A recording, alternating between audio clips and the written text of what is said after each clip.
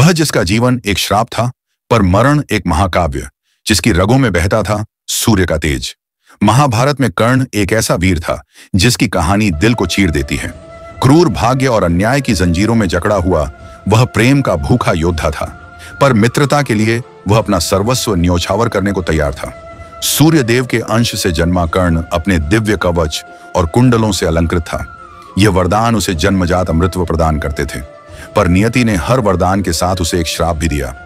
उसका जीवन केवल घटनाओं का क्रम नहीं था, वो एक अंतहीन संघर्ष था, सम्मान के लिए, पहचान के लिए और न्याय के लिए। आज हम जानेंगे उस योद्धा की कहानी जिसने दान में अपनी मृत्यु दे दी। ये कहानी है सूर्यपुत्र कर्ण की। हमारी कहानी शुरू होती है एक ऐसे युग में जहां देवता मनुष्यों के बीच विचरण करते थे, जहां राजमहलों की दीवारें मंत्रों और तप से गूंजती थीं। कुंती राज्य के राजा कुंती भोज यादव वंश के एक प्रतापी राजा थे। राजा कुंती भोज की कोई संतान नहीं थी, इसलिए उन्होंने अपनी भांजी प्रथा, जिसे प्रेम से लोग कुंती कहते थे, को अपनी पुत्री के रूप में अपनाया। कुंती में बचपन से ही एक विशेष गुण थे, सेवा, विनम्रता और गहरी श्रद्धा। इसी बीच एक दिन उनके महल में आए महान तपस्वी एवाशी दुर्वासा पधारे। उनका तेज, उनका ज्ञान जितना प्रभावशाली था, उतना ही उनका क्रोध भी प्रसिद्ध था। दुर्वासा और आर्षि को प्रसन्न करना आसान नहीं था, लेकिन यदि प्रसन्न हो जाए तो उनका आशीर्वाद जीवन की दिशा बदल सकता था। राजा कुंती भोज ने आर्षि दुर्वासा की सेवा का दायित्व कुंती को सौंपा। यह एक गहन जिम्मेदारी थी। कुंती ने पूरे समर्पण, विनम्रता और धैर्य से राशि की सेवा की, हर छोटे से छोटे कार्य में श्रद्धा। अर्षि संतुष्ट हुए और जाते जाते उन्होंने उस कन्या को एक दिव्य मंत्र दिया, एक ऐसा वरदान जिससे वह किसी भी देवता को आह्वान कर सकती थी और वह देवता स्वयं प्रकट होकर उसे संतान देंगे। कुंती ने उस वरदान को स्वीकार किया, पर उस समय उसे इस दिव्यता की गंभीरता का अनुमान नहीं था। एक अविवाहित कन्या के लिए यह मंत्र केवल शक्ति नहीं था, भाग्य का एक जटिल जाल बनने वाला था। एक दिन सुबह जब आकाश गुलाबी और स्वर्णिम रंगों से सजा हुआ था, कुंती अपने कक्ष में अकेली खड़ी थी। जिज्ञासा में डूबी उस मंत्र के रहस्य को जानने की इच्छा जाग उठी। क्या सच में यह मंत्र देवताओं को बुला सकता है? यह कोई वासना नहीं थी, कोई लालसा नहीं थी, केवल एक मासूम जिज्ञासा। कुंती ने सूर्य की ओर देखा और उच्चारित कर दिया वह मंत्र। क्षण भर में वातावरण बिजली सा थरथरा उठा। सूर्यदेव स्वयं प्रकट हुए। उनका रूप असहनीय तेज से चमक रहा था। समस्त कक्ष प्रकाश से भर गया। कुंती भयभीत थी, विस्मित थी, पर यह चमत्कारिक घटना अभी समाप्त नहीं हुई थी। सूर्य बोले, जिसे भी यह मंत्र बुलाता है उसे उस देवता से संतान प्राप्त होती है। कुंती स्तब्ध रह गई। वह केवल परख रही थी, पर अब यह एक अटल दैविक सत्य बन चुका था। कुछ ही क्षणों में कुंती ने एक बालक को जन्म दिया। यह एक साधारण शिशु नहीं था। उसके शरीर पर प्राकृतिक स्वर्ण कवच था और दिव्य कुंडल कानों में चमक रहे थे। वह शांत था, तेजस्वी था, जैसे सूर्य का प्रतिरूप हो। यह था सूर्य का पुत्र कर्ण। परंतु दुनिया यह कैसे समझती? कुंती अविवाहित है, भले ही वह आज भी कन्या थी। देवता से उत्पन्न यह संतान समाज के लिए अपवित्र मानी जाती। वह अभी अविवाहित थी और विवाह से पूर्व संतान का जन्म समाज में उनके और उनके परिवार के लिए कलंक और अपमान का कारण बन सकता था। उनकी मातृत्व की खुशी पर समाज के कठोर नियमों और भय ने गहरी छाया डाल दी। कुंती एक असंभव निर्णय के सामने थी। अपने पुत्र को स्वयं पालने में असमर्थ, उन्होंने उसे त्यागने का हृदय विदारक निर्णय लिया। कुंती ने शिशु को एक बांस की टोकरी में रखा, कोमल कपड़ों में लपेटा।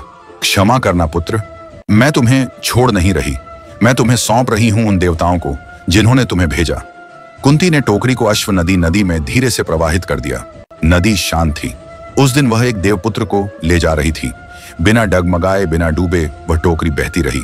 दिन के प्रकाश में, रात के सितारों के नीचे वह बालक एक अलौकिक संरक्षण में यात्रा करता रहा।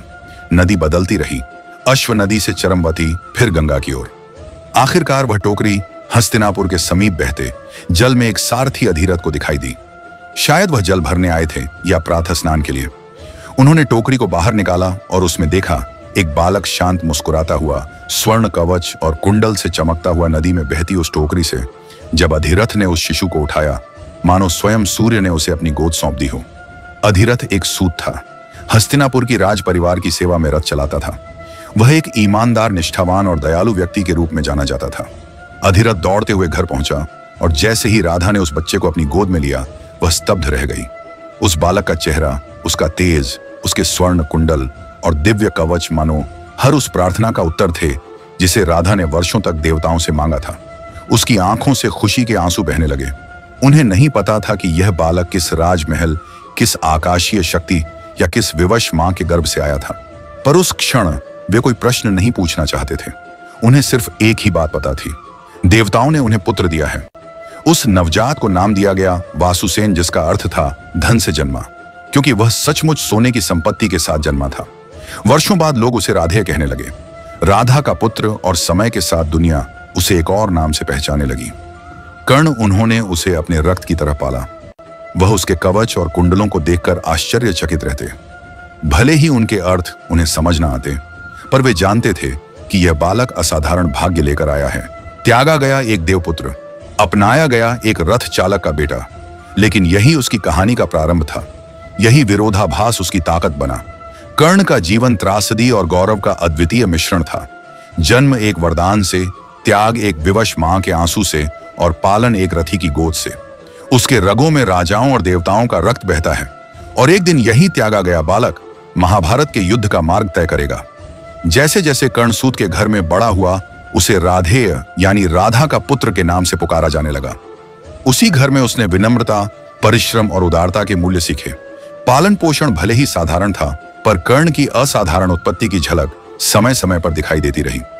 उसके शरीर पर जन्म से ही मौजूद वह स्वर्ण कवच और कानों में जड़े दिव्य कुंडल कभी अलग नहीं हुए। यह चिन्ह उसे उसके माता पिता की सामाजिक स्थिति से कहीं ऊपर की गरिमा प्रदान करते थे। अधिरथ और राधा ने धीरे धीरे महसूस किया कि उनका पुत्र किसी सामान्य रथी की संतान नहीं हो सकता। बचपन से ही कर्ण में कुछ अलग दिखने लगा था। गांव के लोग भी उसकी चमकती हुई बाल्यावस्था, कानों के कुंडल और रहस्यमयी जन्म को लेकर कान्हा फूंसी करने लगे थे। वह अपनी उम्र से कहीं अधिक बलशाली था, सीखने में तेज और कम में भी उदारता बरतने वाला। कर्ण को सूर्य देव से गहरा जुड़ाव था। वह रोज सुबह जल्दी उठकर प्रार्थना किया करता। यह आदतें किसी साधारण बालक की नहीं थी। यह तो उस आत्मा की पहचान थी जिसे किसी बड़े उद्देश्य के लिए गाढ़ा गया था। उसकी वीरता की यात्रा किसी सामान्य योद्धा जैसी नहीं थी। वह स्वयं अपने आप को प्रशिक्षित कर रहा था। किशोर अवस्था तक आते आते वह धनुर्विद्या और युद्ध कला में अद्भुत कौशल प्राप्त कर चुका था। वह एक ऐसा योद्धा बन गया था जो ज्ञान का भूखा था, लेकिन सब कुछ स्वयं सीखकर आगे बढ़ रहा था। जैसे ही वह किशोरावस्था में पहुंचा, उसके भीतर एक अग्नि सी जलने लगी। योद्धा बनने की ज्वाला। भीष्म और परशुराम जैसे महायोद्धाओं की कथाएं उसके हृदय में स्वप्नों की तरह बस गई थी। वह छिपकर अभ्यास करता, लकड़ी से धनुष बनाता, वृक्षों को लक्ष्य बनाकर तीर चलाता। उसे राजपाट की लालसा नहीं थी, उसे चाहिए था सम्मान। उसे अपने कौशल पर भरोसा था। उसे बस एक गुरु की तलाश थी। यह खोज उसे ले गई गुरु द्रोण के पास, जो कुरु राजकुमारों के शस्त्र गुरु थे। कर्ण ने पूरे विनय और आत्मविश्वास से उनके सामने निवेदन किया कि उसे उनके गुरुकुल में शिक्षा पाने दी जाए। लेकिन द्रोण ने कर्ण के संकल्प और मेहनत को नहीं देखा। उन्होंने देखा सिर्फ उसका वंश। एक रथी का पुत्र दिव्य अस्त्रों का ज्ञान नहीं पा सकता। द्रोण ने कठोरता से कह दिया, दरवाजा बंद हो गया। कर्ण टूट गया, क्योंकि उसके पास कौशल की कमी नहीं थी। कमी थी तो केवल उच्च कुल की पहचान की। यह उसके जीवन की पहली पर सबसे कड़वी चोट थी। एक ऐसा घाव जिसने उसका जीवन बदल दिया। लेकिन उस अस्वीकृति ने कर्ण को तोड़ा नहीं, उसने उसे गढ़ा। महानता प्राप्त करने की प्रबल इच्छा के साथ कर्ण ने अब अपनी दृष्टि एक और महान गुरु पर केंद्रित की। परशुराम एक ऐसा योद्धा साधु जो दिव्य अस्त्रों के झाता तो थे ही, लेकिन क्षत्रियों के प्रति उनकी कटुता भी प्रसिद्ध थी। क्षत्रियों से कटुता कारण परशुराम ने सिर्फ ब्राह्मणों को शिक्षा देने की शपथ खा रखी थी। उन्होंने प्रतिज्ञा की थी कि वे किसी क्षत्रिय को कभी शिक्षा नहीं देंगे। परंतु कर्ण रुकने वालों में नहीं था। उसने एक बड़ा निर्णय लिया। वह ब्राह्मण का वेश धारण कर परशुराम के शिष्य बनेगा। गुरु परशुराम के एकांत आश्रम में पहुंचकर कर्ण ने विनम्रता के साथ शरण मांगी। परशुराम उसकी निष्ठा और विनय से प्रसन्न हुए और उसे अपना शिष्य बना लिया। यहीं से शुरू हुई उस शिक्षा की यात्रा जिसके लिए कर्ण ने वर्षों तक तड़प उठाया था। दिन प्रतिदिन कर्ण ने गहन साधना से परशुराम के ज्ञान को आत्मसात किया। वह साहसी था, अनुशासित था और अपूर्व बुद्धिमत्ता का परिचायक भी। दिव्य अस्त्रों की विद्या उसके भीतर जैसे स्वाभाविक रूप से समा रही थी। परशुराम भी प्रभावित थे। उन्होंने कहा, यह बालक न केवल योग्य है, बल्कि एक सच्चे योद्धा की तरह धर्म और मर्यादा में विश्वास भी रखता है। गुरु परशुराम के आश्रम में बिताए गए वह दिन कर्ण के जीवन के सबसे निर्णायक क्षण थे। वहां उन्होंने न केवल युद्ध की तकनीक सीखी, बल्कि दिव्य अस्त्रों की वह विद्या भी प्राप्त की जो केवल कुछ गिने चुने महायोद्धाओं को ही प्राप्त होती है। कर्ण अब न केवल एक कुशल धनुर्धर था, बल्कि शस्त्रों और मंत्रों का वह महान पांडित्य रखता था जो केवल राशियों और देवताओं को प्राप्त था। परशुराम ने उसे ब्रह्मास्त्र तक की दीक्षा दी, एक ऐसा अस्त्र जिसे बहुत कम लोग जान पाए थे। कर्ण अपनी पहचान छुपाए रहा और सोचता रहा कि उसका उद्देश्य इतना उच्च है कि उसकी यह छोटी सी माया क्षमा योग्य है। कुछ महीनों में ही कर्ण परशुराम के सबसे प्रिय शिष्यों में गिना जाने लगा और फिर एक दोपहर धूप तेज थी। प्रशिक्षण समाप्त हुआ था। परशुराम ने विश्राम के लिए कर्ण से कहा, मेरे लिए मृगल लाओ, मैं विश्राम करूंगा। कर्ण ने मृग छाल लाने की बजाय अपनी जांग को ही गुरु के सिराहाने बना दिया। गुरु शांत होकर सो गए। तभी एक तीखा कीड़ा घास से निकलकर कर्ण की जांघ में घुस गया और उसे काटने लगा। पीड़ा असहनीय थी, रक्त बहने लगा, लेकिन कर्ण चुपचाप बैठा रहा। उसने अपनी आंख तक नहीं झपकाई क्योंकि गुरु की नींद भंग ना हो। जब रक्त की धार गुरु के चेहरे तक पहुंची तब परशुराम की नींद टूटी। उन्होंने देखा कर्ण की जांघ से रक्त बह रहा है। परशुराम बोले, यह रक्त कहां से आया? कर्ण ने शांति से उत्तर दिया, गुरुदेव, मुझे कीड़े ने काटा है। परशुराम का चेहरा गंभीर हो गया। कोई ब्राह्मण पुत्र इतनी पीड़ा चुपचाप कैसे सह सकता है? यह सहन शक्ति केवल किसी क्षत्रिय की हो सकती है। और तभी वह रहस्य खुल गया। कर्ण ने अपने गुरु के चरणों में गिरकर सच्चाई स्वीकार की। मैं जन्म से ब्राह्मण नहीं हूं, मैं एक रथी, एक सूत पुत्र हूं, परंतु मेरी तृष्णा केवल ज्ञान की थी, कोई अपमान का उद्देश्य नहीं था। लेकिन परशुराम के हृदय में विश्वासघात की पीड़ा गहराई तक उतर चुकी थी। उन्होंने कांपते स्वर में कहा, जिस ज्ञान को तूने छल से पाया है, उसी ज्ञान को तुझे एक दिन धोखा देगा। जब तू अपने जीवन की सबसे कठिन घड़ी में होगा, तेरा स्मरण तुझे ही धोखा देगा। श्राप के कारण युद्ध के निर्णायक क्षण में जब उन्हें ब्रह्मास्त्र की सबसे ज्यादा जरूरत होगी, तो वे इसके मंत्र भूल जाएंगे। कर्ण स्तब्ध रह गया। यह एक श्राप था जिसने उसके भविष्य को बदल कर रख दिया। परशुराम ने अपना मुंह मोड़ लिया और कर्ण को अपने आश्रम से निष्कासित कर दिया। एक छल और एक जीवन भर का श्राप। कर्ण टूट चुका था। अकेलेपन में भटकते हुए वह जंगलों में निकल पड़ा और तभी दूसरा प्रहार। झाड़ियों में हलचल हुई।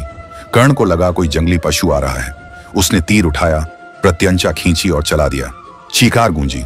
वह कोई जानवर नहीं था, वह एक ब्राह्मण की गाय थी। कर्ण ने अनजाने में उसे मार डाला था। कर्ण तुरंत दौड़ा, क्षमा मांगी, हाथ जोड़े, लेकिन ब्राह्मण ने कहा, जिस तरह तूने मेरी निर्दोष गाय को उस क्षण मारा जब वह असावधान थी, ठीक वैसे ही एक दिन तू भी मारा जाएगा, जब तू अपने रथ में फंसा होगा, असहाय होगा और कोई तुझे मार डालेगा। दूसरा श्राप। कुछ ही दिनों में 2 श्राप। एक महान आत्मा भी शायद टूट जाती, लेकिन कर्ण नहीं टूटा। कुछ पल को उसे ऐसा लगा जैसे वह विधि का निशाना बन गया हो, हर पीड़ा उसी पर लक्षित हो। लेकिन कर्ण ने हार नहीं मानी।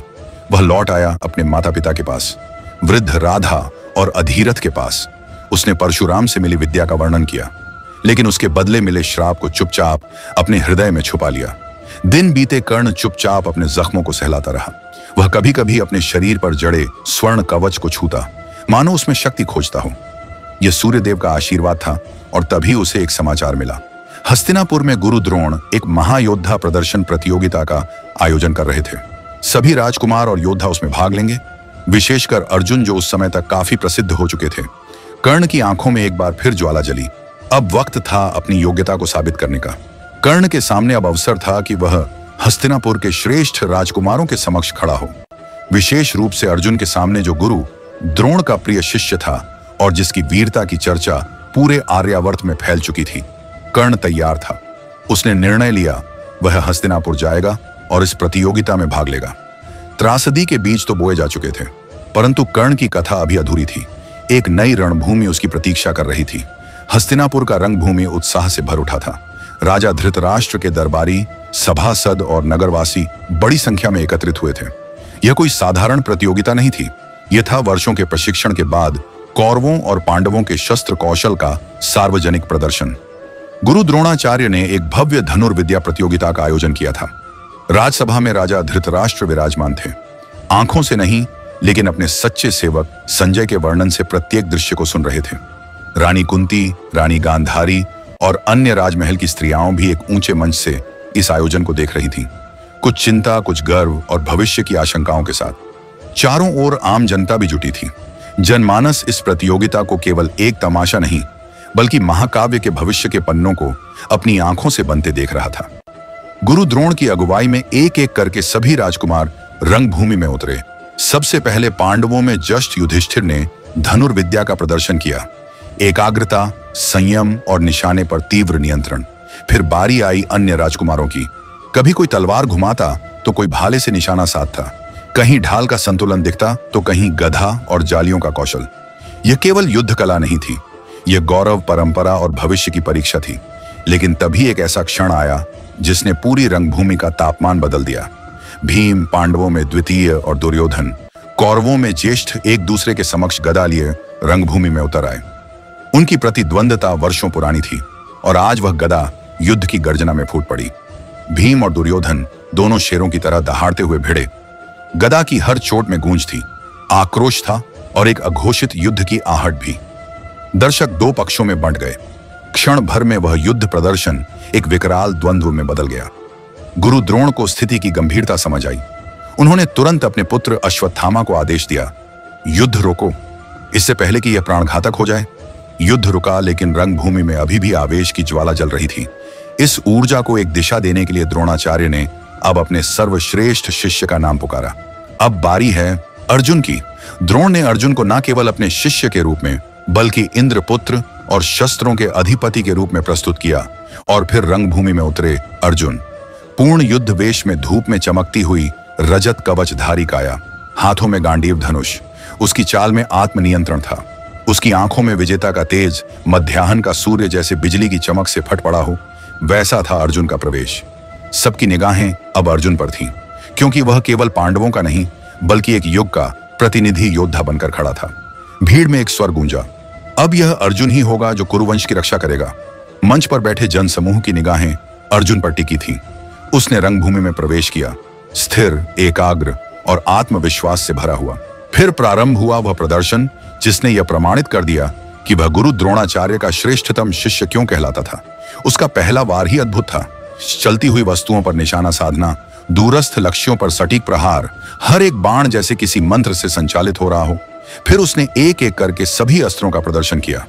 वह अग्नि को बुला रहा था, फिर उसे शांत कर रहा था। पानी की धार जैसी बाणों से बह रही थी।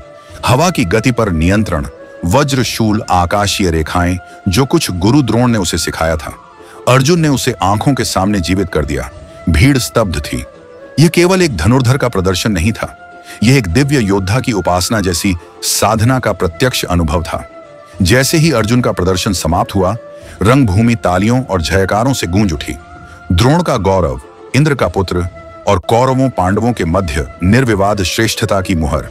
लेकिन उस दिन की कथा वहीं समाप्त नहीं हुई थी। भीड़ की गूंज थम रही थी। तभी रंगभूमि के द्वार पर एक छाया प्रकट हुई। सभी ने दृष्टि उस ओर मोड़ी। सूरज की किरणों में खड़ा था एक योद्धा। उसका शरीर पिघले हुए सोने से ढका हुआ प्रतीत हो रहा था और उसके कानों में लटकते कुंडल उसके आभा मंडल को दिव्य बना रहे थे। उसका चेहरा सूर्य की तरह चमक रहा था। उसकी चाल में था आत्मविश्वास, लेकिन साथ ही विनम्रता। गुरु द्रोण और कौरव पांडव भी चौंक गए। कौन था यह तेजस्वी युवक? तभी सभा में बैठे दुर्योधन अचानक उठ खड़ा हुआ। उसके चेहरे पर प्रसन्नता की आभा फैल गई। शायद उसे अपने जीवन का वह साथी मिल गया था। और मंच पर एक और चेहरा था जो हल्के से कांप गया था, रानी कुंती। उसके मन में एक आशंका उठी, क्या यह वही है? युवक आगे बढ़ा, शांत, स्थिर।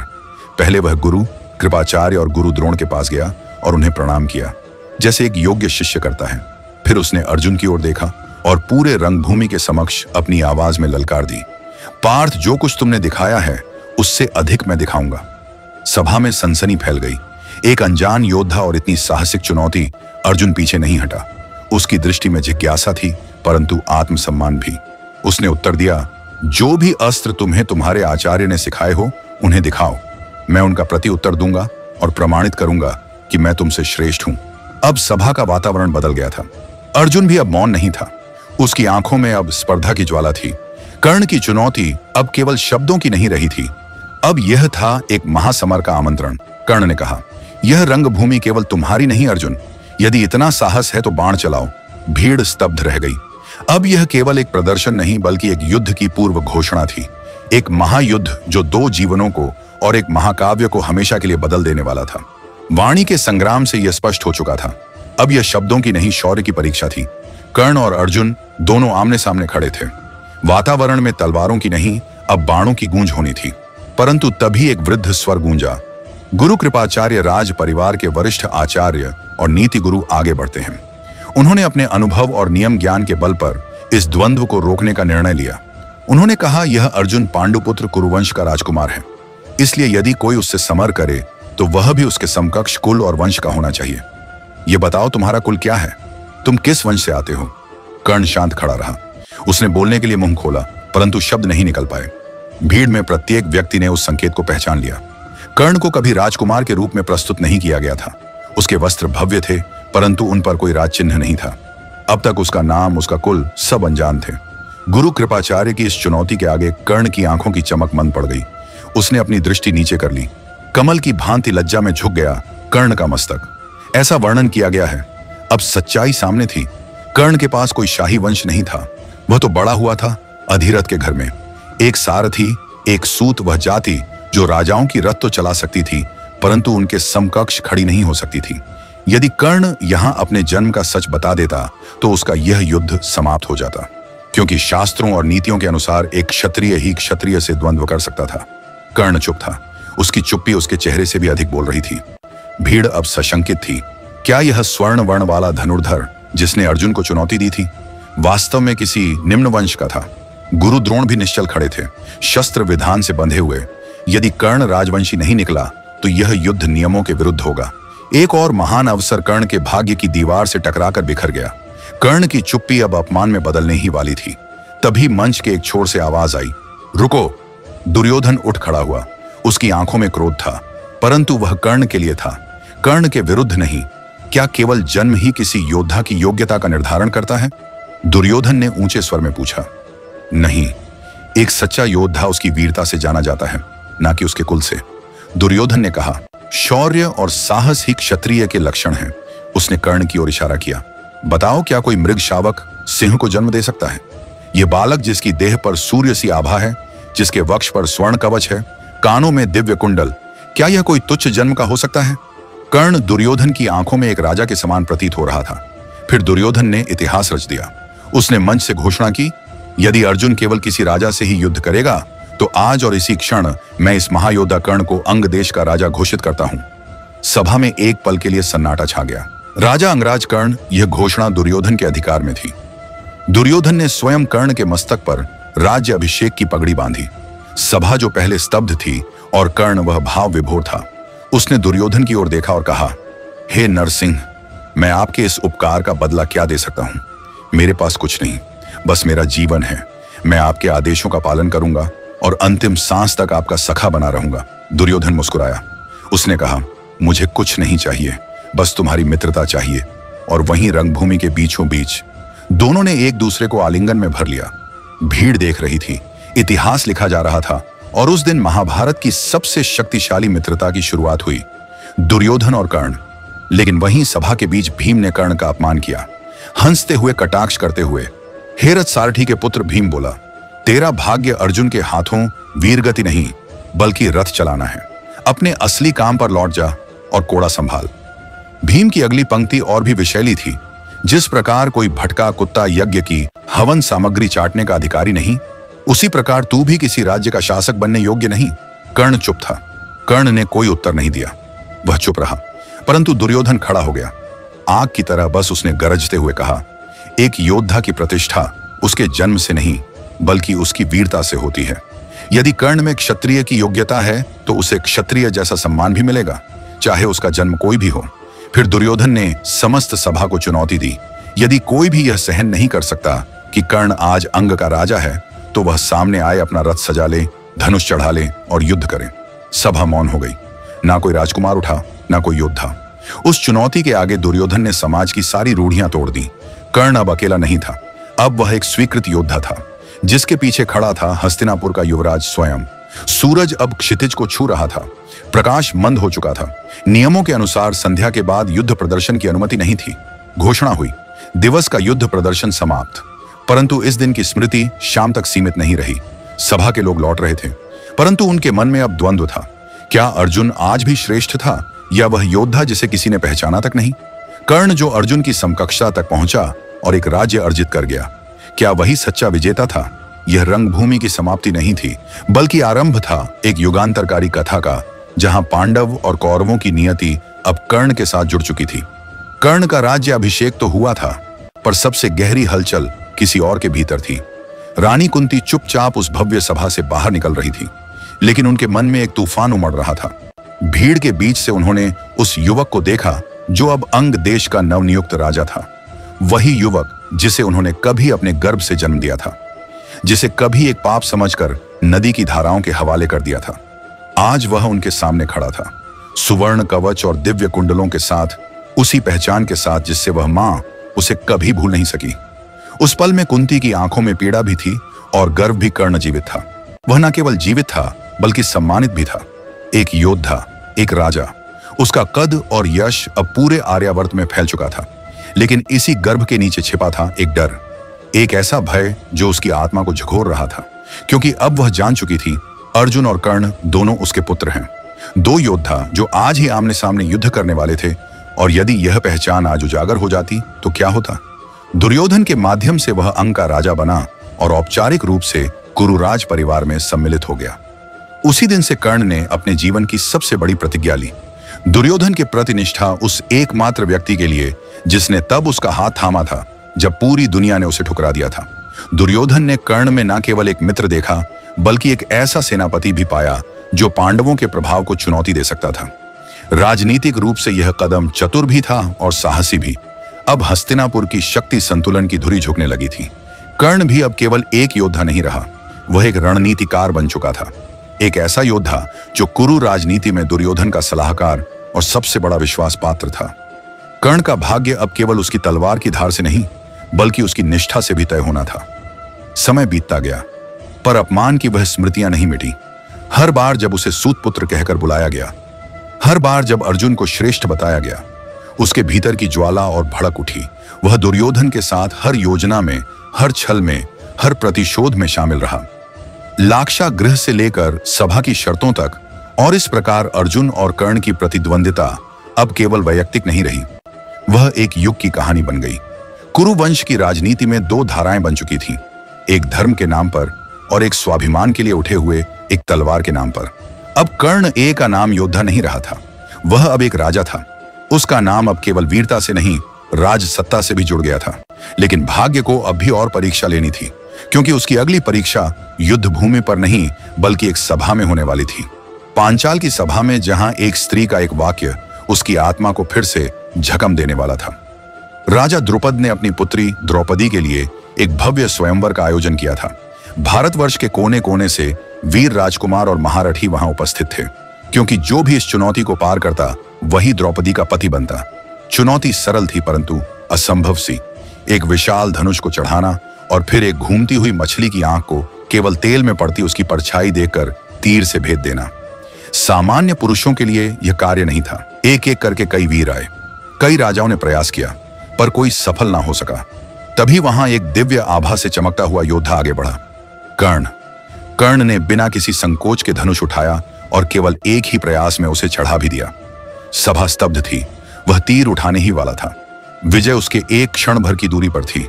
तभी एक स्वर गूंजा, साफ, दृढ़ और चुभता हुआ, मैं किसी सूत पुत्र से विवाह नहीं करूंगी। यह आवाज स्वयं द्रौपदी की थी। उसने कर्ण की ओर देखकर पूरे दरबार के समक्ष यह वाक्य बोला। सभा सन्न हो गई, शब्द हवा में ठहर गए। कर्ण का हाथ वहीं रुक गया। धनुष अब भी उसके हाथ में था, परंतु उसका गौरव टूट चुका था। कर्ण कुछ न बोला, न विरोध किया, न रोष जताया।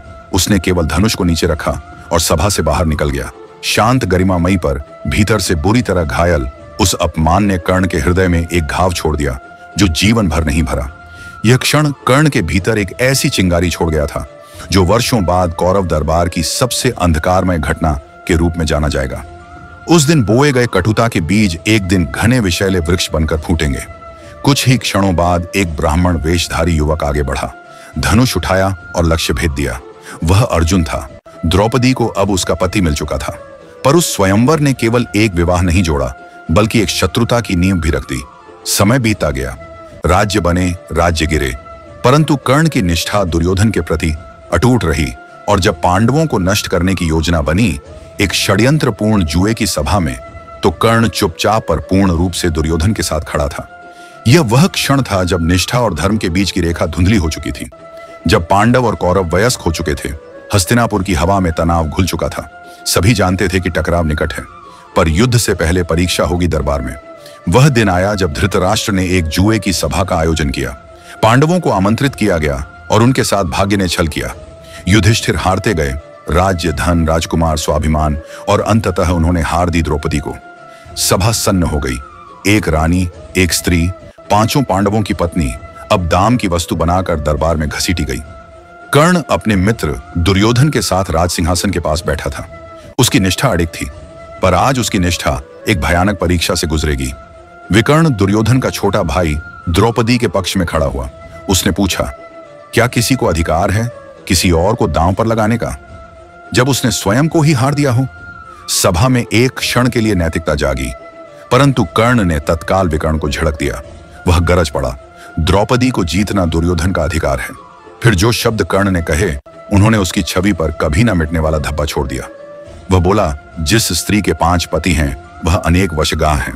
बहुतों के अधीन वह कोई रानी नहीं, बल्कि एक वेश्या के समान है। सभा स्तब्ध थी। भीष्म, द्रोण, सभी मौन। कर्ण, जो सदा दानवीर और मर्यादा पुरुष के रूप में जाना गया, आज वाणी के विष में डूब चुका था। उसने द्रौपदी के वस्त्र हरण को प्रोत्साहित किया। दुशासन आगे बढ़ा। द्रौपदी के वस्त्र खींचे जाने लगे। द्रौपदी धर्म, मर्यादा और मानवीय गरिमा की पुकार बनकर सभा में विलाप कर उठी। परंतु कर्ण, जो कभी सच्चे साहस का प्रतीक था, वह आज मौन रहा, या कहें उत्साहित करता रहा। यह क्षण था कर्ण की निष्ठा की सबसे गहरी परीक्षा। उसने अपने मित्र को प्रसन्न करने के लिए अपने धर्म, अपनी मर्यादा और अपने जीवन की नींव को भुला दिया। बाद में कर्ण ने स्वीकार किया, मैंने यह सब दुर्योधन की निष्ठा में कहा। मेरे शब्द मेरे नहीं थे, लेकिन पाप हो चुका था। वह धर्म से च्युत हो गया था। एक ऐसा कार्य जिसका बोझ उसके अंतर्मन पर जीवन भर बना रहा। महाभारत कहती है, कर्ण को इस व्यवहार पर पश्चाताप हुआ। पांडव वनवास चले गए और द्रौपदी की मर्यादा चमत्कारिक रूप से बच गई। परंतु कर्ण उस दरबार की दीवारों में एक छाया की तरह रह गया, जो अपने ही आदर्शों से पराजित हो चुका था। कर्ण की परीक्षा अब भी समाप्त नहीं हुई थी। भाग्य और देवताओं ने उसकी उदारता को परखने के लिए एक दैवीय छल की योजना बनाई थी, और उसकी नियति एक बार फिर करवट लेगी। कर्ण का नाम अब दानवीरता का पर्याय बन चुका था। हस्तिनापुर से लेकर दूर दराज के राजाओं तक कहानियां फैल चुकी थी। कोई भी याचक कर्ण के द्वार से खाली हाथ नहीं लौटता था। हर दोपहर सूर्य को अर्घ्य देने के बाद कर्ण दान के लिए आसन पर बैठता। धन, वस्त्र, अनाज या जो भी मांगा जाए, वह बिना झिझक दे देता। उसकी यह ख्याति इतनी प्रसिद्ध हो चुकी थी कि स्वयं देवता भी चकित थे। लोग कहते थे, कर्ण को उसके जीवन से अधिक एक दाता के रूप में अपनी प्रतिष्ठा प्यारी है। लेकिन यही ख्याति अब ब्रह्मांडीय परीक्षा की ओर बढ़ रही थी। महाभारत के युद्ध की आहट तेज हो रही थी। कर्ण ने अपने जीवन का हर कदम दुर्योधन के साथ बांध लिया था, चाहे जीत हो या पराजय। लेकिन इस युद्ध के पहले कर्ण के पास अभी भी 2 दिव्य रत्न थे, कवच और कुंडल। वे कोई साधारण गहने नहीं थे। सूर्यदेव ने स्वयं जन्म के साथ उसे दिए थे, जिसके कारण उसका शरीर शस्त्रों से अजय बना रहता था। पांडवों की ओर खड़े देवता चिंतित हो उठे, विशेषकर इंद्र, जो अर्जुन के पिता भी थे। उन्होंने एक योजना बनाई कर्ण को उसकी अजयता से वंचित करने की। एक दिन जब कर्ण सूर्य को प्रणाम कर रहा था, सूर्यदेव ने उसे दर्शन दिए और चेताया, बेटा, इंद्र वेश बदल कर आएगा और तुमसे तुम्हारा कवच और कुंडल मांगेगा। याद रखो, उसके बाद तुम मृत्यु के लिए नग्न हो जाओगे। लेकिन कर्ण ने केवल मुस्कुराकर उत्तर दिया, यदि स्वयं देवताओं का राजा भी भिक्षा मांगने आए तो मैं कैसे मना कर सकता हूं। कर्ण जानता था कि यह परीक्षा होगी, पर मना करना उसके स्वभाव के विरुद्ध था। अगले दिन दोपहर, जैसे कि भविष्यवाणी की गई थी, एक वृद्ध ब्राह्मण उसकी सभा में आया। झुकी पीठ, कांपते हाथ, झोली लिए उसने कहा, हे वीर, एक महादान की याचना करता हूं। कर्ण ने पहचान लिया कि यह कोई सामान्य याचक नहीं है, यह इंद्र ही है। लेकिन फिर भी उसने ना नहीं कहा। ब्राह्मण ने उसके कवच और कुंडल की ओर इशारा किया। पूरी सभा सन्न रह गई। यह तो जीवन मांगा जा रहा था, लेकिन बिना एक पल की झिझक के कर्ण ने अपने शरीर से कवच चीर कर निकाला, अपने कानों से कुंडल उतारे और रक्त से सने हुए उन दिव्य उपहारों को सौंप दिया। इंद्र विस्मित थे। वह रूप छोड़कर प्रकट हुए और बोले, तुमने अपनी मृत्यु तक मुझे दान दिया है, पर इसके बदले मैं तुम्हें एक अस्त्र देता हूं, वासवी शक्ति, और जिस पर भी लगेगा उसका नाश निश्चित है। कर्ण ने यह अस्त्र स्वीकार कर लिया और अपने मन के एक कोने में संजो लिया। अर्जुन के लिए अब बिना कवच और कुंडल के कर्ण अब सामान्य पुरुष की तरह घायल हो सकता था। उसका त्याग अब उसकी सबसे बड़ी कमजोरी भी बन चुका था। कवच नहीं था पर आत्मबल था, कुंडल नहीं थे पर कर्ण था। जैसे ही कुरुक्षेत्र की धरती पर सेनाएं एकत्र हो रही थीं, कर्ण के जीवन का एक और रहस्य सामने आया। युद्ध की पूर्व संध्या पर स्वयं श्री कृष्ण कर्ण के पास आए, एक ऐसा सत्य लेकर जो कर्ण की आत्मा को झकझोर देने वाला था। श्री कृष्ण ने उसे बताया कि वह कुंती का ज्येष्ठ पुत्र है, पांडवों में सबसे बड़ा। यह जानकर कर्ण अवाक रह गया, लेकिन शांत रहा। उसने श्री कृष्ण की बातों को गंभीरता से सुना, मगर जब श्री कृष्ण ने दुर्योधन का साथ छोड़ने की विनती की तो कर्ण ने दृढ़ता से मना कर दिया। उसका उत्तर सीधा था, अब मेरा जीवन और मृत्यु, मेरी सारी नियति दुर्योधन से जुड़ चुकी है। कुछ ही समय बाद गुप्त रूप से कुंती स्वयं गंगा तट पर कर्ण से मिलने पहुंची। वह क्षण बेहद भावुक था, मां और बेटे के बीच वर्षों बाद पहला संवाद। कुंती ने कर्ण को अपने प्रथम पुत्र के रूप में स्वीकार किया और उसे अपने भाइयों के पास लौटने की गुहार लगाई। कर्ण ने भीतर से टूटा होने के बावजूद एक बार फिर अपना बड़प्पन दिखाया। उसने कुंती से वादा किया, वह अर्जुन को छोड़कर किसी पांडव को क्षति नहीं पहुंचाएगा। वह जानता था कि अर्जुन से उसका युद्ध टल नहीं सकता, लेकिन यह वचन कि चाहे कोई भी गिरे, कुंती के 5 पुत्र जीवित रहेंगे। और फिर युद्ध छिड़ा।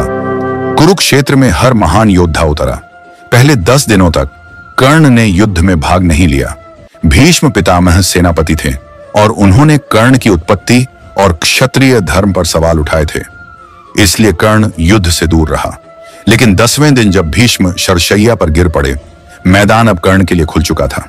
भीष्म की अंतिम अवस्था में कर्ण उनसे मिलने गया। भीष्म ने उसकी क्षमता को स्वीकार किया और पूर्व के कठोर शब्दों के लिए खेद जताया। 11वें से 15वें दिन तक द्रोणाचार्य ने कमान संभाली, लेकिन कर्ण ने अब पांडवों से सीधे मुकाबले शुरू कर दिए। जब 14वें दिन कर्ण की भूमिका निर्णायक बनी। जब अर्जुन कौरव रक्षा पंक्ति तोड़ने वाले थे, कर्ण ने मोर्चा संभाला, लेकिन उसी दिन वह उस षड्यंत्र का भी हिस्सा बना जिसमें अर्जुन के पुत्र अभिमन्यु को बिना किसी नियम के कई महारथियों ने घेर कर मार डाला। कुरुक्षेत्र का युद्ध अपने सबसे भयानक मोड़ पर था। 14वें दिन पांडवों ने एक ऐसा योद्धा उतारा जिसने कौरव सेना में हड़कंप मचा दिया। घटोत्कच, भीम का राक्षस पुत्र। घटोत्कच की मायावी शक्तियां चरम पर थीं। वह आकाश में उड़ता, छलावा रचता और कौरवों की पंक्तियां चीर कर रख देता। कौरव सेना में हाहाकार मच गया। कोई उसका सामना नहीं कर पा रहा था। तभी सारी उम्मीदें लेकर दुर्योधन ने मुड़कर देखा। कर्ण की तरफ एक ही योद्धा था जो उन्हें बचा सकता था, लेकिन कर्ण के सामने एक कठिन फैसला था। वासवी शक्ति, यह उन कुछ गिने चुने अस्त्रों में से एक था जो अर्जुन का अंत कर सकते थे। इसका केवल एक बार ही उपयोग किया जा सकता था। कर्ण के पास कोई और विकल्प नहीं बचा। उसने वासवी शक्ति का उपयोग किया। जैसे ही घटोत्कच आकाश से कौरवों पर टूटने को आया, कर्ण ने शक्ति अस्त्र चलाया। वह अस्त्र सीधे जाकर घटोत्कच को आघात करता है और एक विशाल विस्फोट के साथ राक्षस युद्ध भूमि में ढेर हो जाता है। उसकी गिरती हुई देह कौरव सेना की एक पूरी टुकड़ी को कुचल देती है। कौरव सेना में खुशी की लहर दौड़ती है। कर्ण ने उन्हें बचा लिया था, लेकिन इस जीत की कीमत भारी थी। कर्ण जानता था अब उसके पास अर्जुन को मारने का वह एकमात्र दिव्य अस्त्र नहीं बचा था। 15वें दिन गुरु द्रोण के निधन के बाद दुर्योधन ने कर्ण को कौरव सेना का सेनापति नियुक्त किया। यह वही पल था जिसका कर्ण वर्षों से इंतजार कर रहा था। अब वह दुर्योधन की पूरी सेना का सर्वोच्च योद्धा था। 16वें और 17वें दिन कर्ण ने जबरदस्त युद्ध किया। उसने पांडवों के एक एक भाई से मुकाबला किया। युधिष्ठिर, भीम, नकुल और सहदेव सभी उसकी बाण वर्षा के आगे टिक नहीं पाए, लेकिन कर्ण ने किसी को मारा नहीं। उसने अपनी मां कुंती को वचन दिया था कि वह उनके प्राण नहीं लेगा। सिर्फ अर्जुन उसका असली लक्ष्य था। यह कर्ण की वीरता ही नहीं, उसके चरित्र की भी परीक्षा थी। पांडवों के लिए कर्ण एक भयावह शत्रु बन चुका था, जबकि कौरवों के लिए वह आशा की अंतिम किरण था। उसके बाण अग्नि की तरह गिरते, उसका रथ युद्ध भूमि पर बिजली की तरह दौड़ता और हर योद्धा जो उसका सामना करता या तो मारा जाता या पीछे हट जाता। 17वें दिन की शाम सूर्य अस्त हो रहा था और युद्ध भूमि पर 2 महान योद्धा आमने सामने खड़े थे। एक ओर अर्जुन रथ पर कृष्ण सारथी बनकर खड़े और दूसरी ओर कर्ण जिसका रथ शल्य चला रहे थे। यह वही क्षण था जिसका इंतजार वर्षों से था। एक पुरानी दुश्मनी अब अंतिम मोड़ पर थी। दोनों धनुर्धर अपनी कला के शिखर पर थे। आकाश बाणों से भर गया। कर्ण ने परशुराम द्वारा प्राप्त विजय धनुष से प्रहार किया। अर्जुन ने गांडीव से उसका हर वार रोका। एक के बाद एक दिव्यास्त्र चलाए गए, आकाश में ही टकराते, फटते। युद्ध भूमि थम गई थी। देवता तक देख रहे थे, लेकिन युद्ध का आखिरी पत्ता अब भी बचा हुआ था, भाग्य। जैसे ही युद्ध तेज हुआ, कर्ण के पुराने शापों ने अपना असर दिखाना शुरू कर दिया। अचानक उसके रथ का पहिया नरम मिट्टी में धंस गया। कर्ण ने घोड़ों को संभालने की कोशिश की। शल्य ने रथ खींचा, पर पहिया हिला तक नहीं। यही वह पल था जिसकी भविष्यवाणी उस ब्राह्मण ने की थी, जिसकी गाय कर्ण से गलती से मारी गई थी। कर्ण ने जल्दी से ब्रह्मास्त्र उठाया ताकि आखिरी वार अर्जुन पर कर सके, लेकिन याद नहीं आया, मंत्र ही भूल गया। परशुराम का शाप अब साकार हो गया था। कर्ण अब निहत्था था, थका हुआ। बदन तीरों से छलनी था, रथ कीचड़ में ढंसा हुआ था, मानो युद्ध भूमि खुद ही उसका साथ छोड़ रही हो। वासवी शक्ति भी घटोत्कच पर खर्च हो चुकी थी। ऐसा लग रहा था मानो भाग्य उसका मजाक उड़ा रहा हो। उन्होंने युद्ध रोकने के लिए अर्जुन से निवेदन किया। युद्ध के नियमों के अनुसार ऐसा करना सही नहीं था। अर्जुन हिचकिचाया, लेकिन कृष्ण ने याद दिलाया, यह युद्ध धर्म की स्थापना के लिए है और कर्ण ने कई बार अधर्म का साथ दिया है। उसने अंतिम बाण छोड़ा। बाण सीधा जाकर कर्ण की छाती में धंसा। वही छाती जहां पहले कभी दिव्य कवच था, जो अब नहीं था। वह घुटनों पर गिरा और उस क्षण सूर्य अस्त हो गया, जैसे स्वयं सूर्य भी अपने पुत्र की मृत्यु नहीं देखना चाहता था। कर्ण, वो योद्धा जिसने पूरी जिंदगी न्याय के लिए, सम्मान के लिए और दोस्ती के लिए लड़ाई लड़ी थी, अब कुरुक्षेत्र की धूल में गिरा पड़ा था। 17वें दिन सूर्य अस्त हुआ और कर्ण का जीवन भी। एक ऐसा योद्धा जो अपराजय था, लेकिन किस्मत और शापों की साजिश से हार गया। कर्ण का सिर जमीन पर गिरा और उसके साथ ही खत्म हुआ महाभारत के सबसे दुखद नायक का अध्याय। कहते हैं अंतिम सांसों में कर्ण के चेहरे पर एक हल्की मुस्कान थी, जैसे वर्षों का बोझ उतर गया हो। कर्ण की मौत ने दुर्योधन के अभियान की आखिरी उम्मीद भी खत्म कर दी। युद्ध भूमि पर पांडव और कौरव दोनों ही पक्षों के योद्धा सिर झुकाए खड़े थे। हारने के बाद भी कर्ण का साहस उन्हें सम्मान देने पर मजबूर कर गया। लेकिन असली त्रासदी तब सामने आई, युद्ध खत्म होने के बाद, जब कुंती ने पांडवों को बताया कि कर्ण वही योद्धा जिससे वे इतने वर्षों से लड़ रहे थे, उनका ही बड़ा भाई था, उनका पहला पुत्र। युधिष्ठिर के पैरों तले जमीन खिसक गई। पांडवों ने कर्ण का अंतिम संस्कार पूरे राजकीय सम्मान के साथ किया। इतिहास में कर्ण खलनायक नहीं, बल्कि एक महानायक, एक अमर प्रतीक। उसकी कहानी महाभारत में सबसे मार्मिक अध्याय बन गई, जिसे सदियों तक याद किया जाएगा। हर बार जब किसी को यह लगने लगे कि उसका जन्म या हालात उसके भाग्य को तय करेंगे, कर्ण का नाम फिर गूंजेगा, एक सच्चे नायक की तरह।